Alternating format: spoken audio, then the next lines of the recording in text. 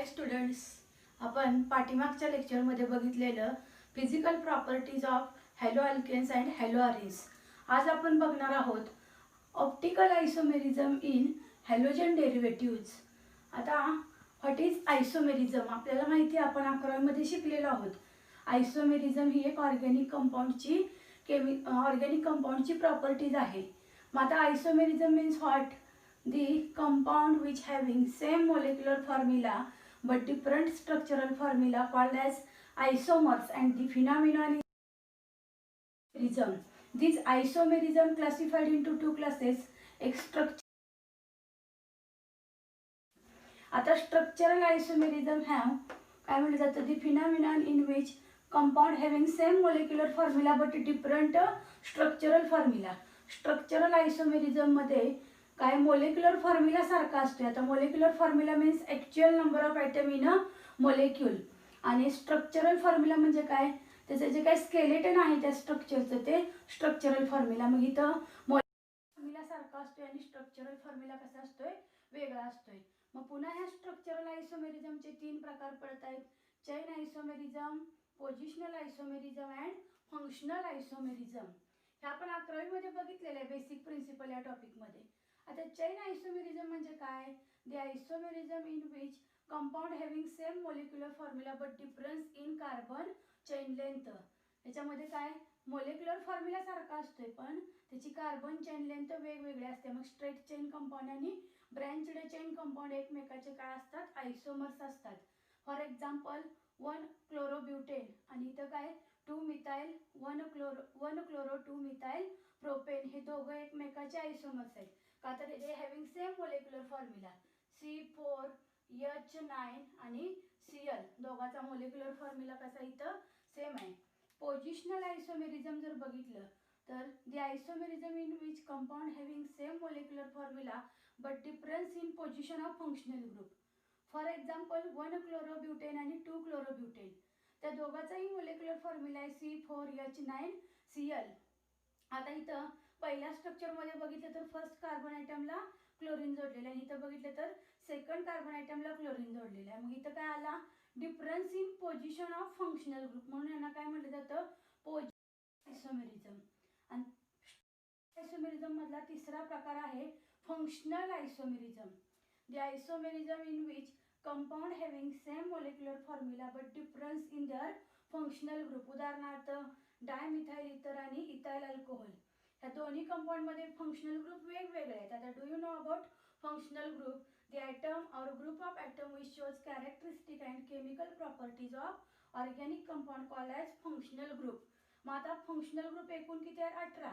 त्यामधला एक इथर आणि अल्कोहोल, असे 2 वेगवेगळे फंक्शनल ग्रुप असणारे कंपाऊंड आहेत. त्याच्यामध्ये डायमिथाइल इथर आणि इथाइल अल्कोहोल दोघांचा मोलेक्युलर फॉर्म्युला सेम आहे, C2H5 आणि C2H6 आणि O, दोघांचा मोलेक्युलर फॉर्म्युला सारखा आहे. काउंट करून बघूया आपण. कार्बनची संख्या 2 आहे, हायड्रोजन 6 आहेत आणि ऑक्सिजन 1 आहे. इथाइल अल्कोहोलमध्ये सुद्धा 2 कार्बन 6 हायड्रोजन आणि 1 ऑक्सिजन आहे. दोघांचा मोलेक्युलर फॉर्म्युला सेम आहे बट फंक्शनल ग्रुप कसा आहे, वेगवेगळा. एक आहे इथर आणि दुसरा आहे अल्कोहोल. यांना म्हटलं जातं फंक्शनल आयसोमेरिझम.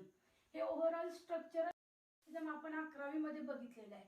दुसरा प्रकार आहे stereo isomerism. The isomerism in which having same molecular formula but difference in 3-dimensional arrangement of atom or atom called as stereoisomerism. आता 3-dimensional arrangement म्हणजे काय, जे काय टेट्राहायड्रल कार्बन आयटमचं नेचर आहे त्याला 4 इतर ग्रुप जोडलेले आहेत, त्यांची कनेक्टिव्हिटी आणि ओरिएंटेशन हे कसं असतंय, वेगवेगळं असतंय. ते कोण सांगतंय, स्टिरिओ आयसोमेरिझम. मग आता या स्टिरिओ आयसोमेरिझमचे पुन्हा 2 प्रकार पडतात, एक जॉमेट्रिकल आयसोमेरिझम आणि दुसरा ऑप्टिकल आयसोमेरिझम. आता जॉमेट्रिकल आयसोमेरिझम कुणाशी रिलेटेड असणार आहे, डबली बॉन्डेड कंपाऊंड लाईक अल्किनशी, कार्बन कार्बन डबल बॉन्ड. त्याचे पुन्हा 2 प्रकार पडतात, सिस आणि ट्रान्स. मग 2 सारखे ग्रुप जर सारख्या बाजूला असतील तर त्याला सिस म्हटलं जातं. 2 सारखे ग्रुप जर डबल बॉन्डच्या अपोजिट साईडला असतील तर ट्रान्स म्हटलं जातं. हे आपण अल्किन या टॉपिकमध्ये बघितलेलं आहे 11वीमध्ये. आपला महत्त्वाचा जो पॉईंट बघायचा आहे तो कोणता, ऑप्टिकल आयसोमेरिझम. आता the isomerism in which compound having same molecular formula but different in three-dimensional structure of atom or group of atom in their connectivity and orientation called as optical isomerism. मग आज आपल्याला बघायचं आहे optical isomerism in halogen derivative. आता halogen derivative म्हटल्यानंतर haloalkanes आणि haloarenes आले. मग आता ऑप्टिकल आयसोमेरिझमची डेफिनेशन आपण बघतोय. The isomerism in which the stereoisomerism in which compound having same molecular formula but different in their orientation and connectivity किंवा काय म्हटलं जातं three dimensional arrangement of atom or group of atom called as optical isomerism. पुन्हा त्या optical isomerism मध्ये dextrorotatory, laevorotatory, R आणि S, रेंटेक आणि त्याला काय म्हटलं जातं सिनिस्टर, असे दोन प्रकार पडतात. त्याच्यानंतर त्याच्या ऑप्टिकल आयसोमेरिझमसाठी लागणाऱ्या बेसिक कन्सेप्ट आहेत asymmetric carbon atom, that is काय म्हटलं जातं त्याला कायरल कार्बन ॲटम. दुसरा आहे प्लेन पोलरायझ्ड लाईट आणि तिसरा आहे इनॅन्शिओमर्स. आता असिमेट्रिक कार्बन ॲटम कुणाला म्हटलं जातं?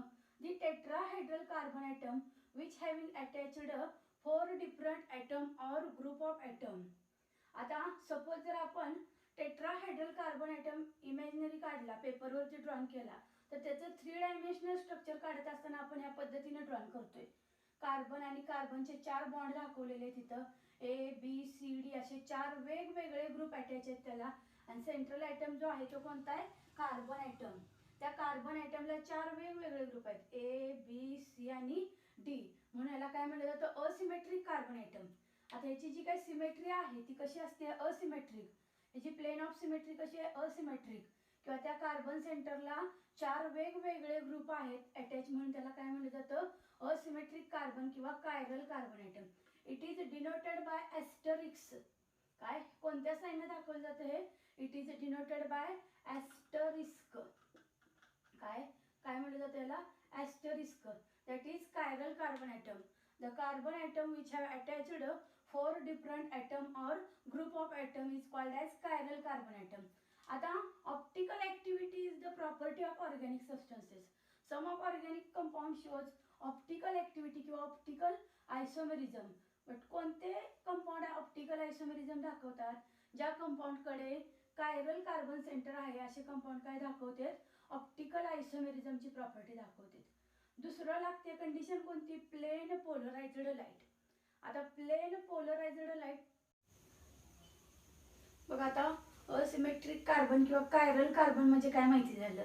त्याच्यामधलं एक्झाम्पल बघतोय आपण 2-क्लोरोब्युटेन. मी काय सांगितलं? असं कार्बन सेंटर निवडा. असिमेट्रिक कार्बन सेंटर कुणाला म्हणायचं? ज्या कार्बन ॲटमला 4 वेगवेगळे ग्रुप अटॅच आहे. मग पहिला कार्बन ॲटम कन्सिडर केला तर त्याला 3 हायड्रोजन आणि 4था कार्बन जोडलेले आहेत. पण आपल्याला असिमेट्रिकसाठी किंवा कायरल कार्बनसाठी 4 वेगळे पाहिजेत. मग हा काय येत नाही असिमेट्रिकमध्ये. सेकंड बघितला तर सेकंड कार्बन ॲटमला 1 मिथाइल ग्रुप, दुसरा हायड्रोजन, तिसरा क्लोरीन आणि 4था इथाइल ग्रुप अटॅच आहे. हा कार्बन ॲटम कसा आहे? असिमेट्रिक, म्हणून मी त्याला साइन दिला ॲस्टरिस्कचं. तिसरा बघितला तर 2 हायड्रोजन 2 कार्बन आहेत म्हणजे सारखे ग्रुप येतात. चौथा बघितला तर 3 हायड्रोजन 1 कार्बन, म्हणजे 2 नंबरचा जो कार्बन ॲटम आहे तो कसा आहे? Asymmetric carbon atom. स्ट्रक्चरचं नाव आहे 2-क्लोरोब्युटेन. म्हणजे this two chlorobutane is optically active. Asymmetric carbon centre जे आहे ते काय दाखवत असते? Non superimposable mirror images. आपण पुढे बघणार आहोत इनॅन्शिओमर्समध्ये. त्याच्यानंतर बघायचं आपल्याला प्लेन पोलरायझ्ड लाईट. आता प्लेन पोलरायझ्ड लाईटच्या अगोदर आपल्याला लाईटचा सोर्स माहिती पाहिजे किंवा लाईट माहिती आहे. त्याच्यामध्ये ऑर्डिनरी लाईट आली. काय? A ray of light whose wavelength vibrates in all possible plane called as ordinary light म्हटलं जातं. ऑर्डिनरी लाईट म्हणजे आपली जी काही घरामध्ये असणारी ट्यूबलाईट असेल, बल्ब लाईट असेल. एखाद्या अंधाऱ्या खोलीमध्ये जर आपण ट्यूबलाईट किंवा बल्ब लाईट चालू केली तर पूर्ण खोलीवर प्रकाश पडतो. त्याला काय म्हटलं जातं? A ray of light whose wavelength vibrates in all possible plane called as ordinary light. मग आता या ऑर्डिनरी लाईटपासून आपल्याला मिळवायचं आहे कसं कोणता सोर्स? प्लेन पोलरायझ्ड लाईटचा सोर्स मिळवायचा आहे. मग काय म्हटलं जातं? Ordinary light passed through Nicol's prism. Light is emerging out which vibrates in only one plane which is perpendicular to the direction of propagation of light called as काय म्हटलं जातं? Plane polarised light. काय? ह्या जर ordinary light consider केल्या आपण, इकडे बघतोय ऑर्डिनरी लाईटचे जे काही रेज आहेत ते पूर्ण प्रतलामध्ये काय होत असते, व्हायब्रेट्स होत असतात किंवा which oscillating in the all possible planes which are passed through Nicol's prism. आता निकोल्स प्रिझम मीन्स काय, Nicol's prism is the special prism. काय, Nicol's prism is the special prism which is made of calcite crystal. आता calcite crystal म्हणजे कोण, calcium carbonate. काय, ह्या calcium carbonate पासून निकोलचा prism तयार झाला असतो. मग आता याच्यामध्ये हे जे काय Nicol's prism is the bind with काय म्हटलं जातं, base to base by Canada balsam cement. अशा प्रकारचं प्रिझमचं स्ट्रक्चर असते. मग दोन्ही बेस टू बेस जर पॅकिंग असेल तर हे कशानुसार केलं जातं, कॅनडा बाल्सम सिमेंट. याच्यामधनं जर तुम्ही ऑर्डिनरी लाईट पास केले तर त्याच्यामधून पडणारे बाहेर लाईट कोणते आहेत, प्लेन पोलरायझ्ड लाईट, त्याला काय म्हटलं जातं, PPL. मग आता या ऑर्डिनरी लाईट ज्या आहेत त्यांना काय म्हटलं जातं, निकोल्स प्रिझम मधनं पास केल्यानंतर तयार होणाऱ्या लाईटला प्लेन पोलरायझ्ड लाईट. मग आता प्लेन पोलरायझ्ड लाईट मीन्स काय, अ रे ऑफ लाईट किंवा ray of ordinary light which oscillating in only one plane which is perpendicular to the direction of propagation of light called as plane polarised light किंवा a ray of ordinary light which are vibrates in only one plane called as plane polarised light. मग आता asymmetric carbon centre असणाऱ्या कंपाऊंडमधनं जरी plane of polarised light pass केली तर तो compound काय होत असतो, एकतर डाव्या बाजूला रोटेट होत असतोय किंवा उजव्या बाजूला रोटेट होत असतोय. ते आपण ऑप्टिकल ॲक्टिव्हिटीच्या गुणधर्मामध्ये प्लेन पोलरायझ्ड लाईट वापरणार आहोत.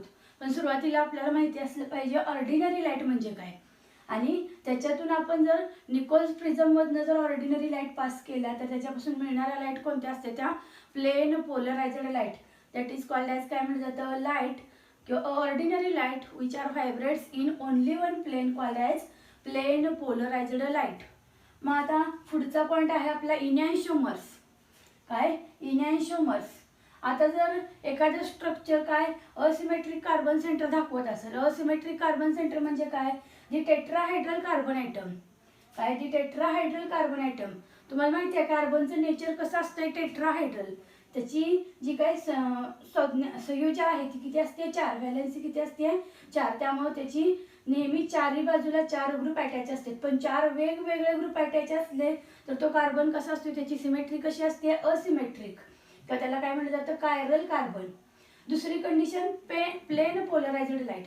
जर स्ट्रक्चर जर असिमेट्रिक असेल, कार्बन सेंटर कायरल असेल, त्याच्यामधनं प्लेन पोलरायझ्ड लाईट जर पास केल्या तर ते स्ट्रक्चर रोटेट होत असते, एकतर डाव्या बाजूला किंवा उजव्या बाजूला. आणि ते काय दाखवतंय मग, इनॅन्शिओमर्स. दिस आता enantiomers means what, the stereoisomers which are non superimposable of each other called as काय म्हटलं जातं, इनॅन्शिओमर्स. आता सुपरइम्पोजेबल आणि नॉन सुपरइम्पोजेबल मधला फरक काय आहे, सुपरइम्पोजेबल कुणाला म्हणतो आपण, सुपरइम्पोजेबल मीन्स काय, जशीच्या तशी प्रतिकृती. काय, जशीच्या तशी प्रतिकृती. आणि नॉन सुपरइम्पोजेबल मीन्स व्हॉट, विरुद्ध प्रतिकृती. काय, नॉन सुपरइम्पोजेबल कुणाला म्हटलं जातं, विरुद्ध प्रतिकृती. मग आता जशीच्या तशी प्रतिकृती जर बघायची झाली आपल्याला तर आपण 2 हाताचे पंजे घेतले.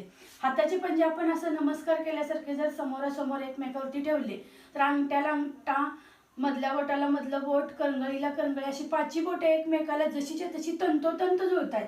ह्याला काय म्हटलं जाते, जशीच्या तशी प्रतिकृती. किंवा तुम्ही एक आरसा ठेवा आणि आरशासमोर एखादा चेंडू ठेवा किंवा तुमची प्रतिकृती आरशामध्ये बघा, आपण जसे आहोत तसेच आरशामध्ये दिसत असतोय. त्याला काय म्हटलं जातं, सुपर इम्पोजेबल मिरर इमेजेस. जशीच्या तशी प्रतिकृती.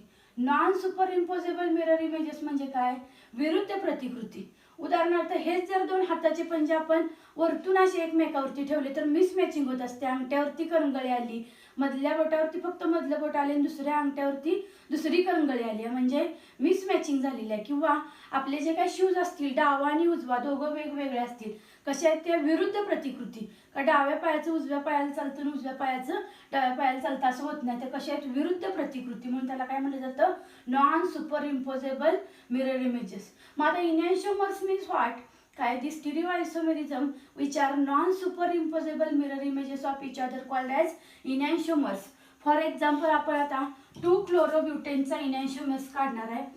CH3 CH, मी टेट्राहायड्रल स्ट्रक्चर काढते, CH2 सिंगल बॉन्ड CH3, तर क्लोरीन दाखवला. ह्याची जर मी मिरर इमेजेस घेतली, काय ह्याची जर मी मिरर इमेजेस घेतली तर कशी येणार आहे? हा कार्बन सेंटर जसा आहे तसा, म्हणजे जसं आपल्या हाताचं मधलं बोट दोन्ही एकमेकावरती ठेवले तर तसंच सेम पोझिशन राहते. तसं क्लोरीन इकडे काय आला CH3, इकडे हायड्रोजन ॲज इट इज, इकडं CH2 CH3. बदल कुणामध्ये झाला आहे? हा क्लोरीन आयटमची प्रतिकृती जर घेतली तर क्लोरीन आयटम ह्या बाजूला आलाय. मग आता मॉलिक्यूल रोटेट होत असताना एकदा घड्याळाच्या काट्याच्या दिशेने होत असतोय आणि दुसऱ्यांदा घड्याळाच्या काट्याच्या विरुद्ध दिशेने होत असतोय. ह्याच्यामध्ये पहिलं काय सांगता येईल? स्ट्रक्चरचं एक कार्बन सेंटर कसं आहे? असिमेट्रिक. दुसरी कंडिशन काय? ह्याच्यामधनं प्लेन पोलरायझर लाईट पास केल्या तर मॉलिक्यूल काय होत असतोय? रोटेट होत असतोय. एकदा घड्याळाच्या काट्याच्या दिशेने होईल, एकदा घड्याळाच्या काट्याच्या विरुद्ध दिशेनं. तिसरं काय? इनॅन्शिओमेरिझम दाखवतोय ते. इनॅन्शिओमर्स किंवा त्याला ऑप्टिकल आयसोमर्स म्हटलं जातं किंवा ऑप्टिकल अँटीपोड्स म्हटलं जातं. The stereoisomers which are non superimposable mirror images of each other called as काय म्हटलं जातं? इनॅन्शिओमर्स किंवा इनॅन्शिओमॉर्फ्स किंवा ऑप्टिकल अँटीपोड्स किंवा ऑप्टिकल आयसोमर्स. मग आता नॉन सुपर इम्पोजेबल म्हणजे काय? विरुद्ध प्रतिकृती. पहिलं स्ट्रक्चर हे दुसऱ्या स्ट्रक्चरच्या नेमकं कसं आहे? अपोजिट आहे. म्हणायला काय म्हटलं जातं? दे आर इनॅन्शिओमर्स किंवा ऑप्टिकल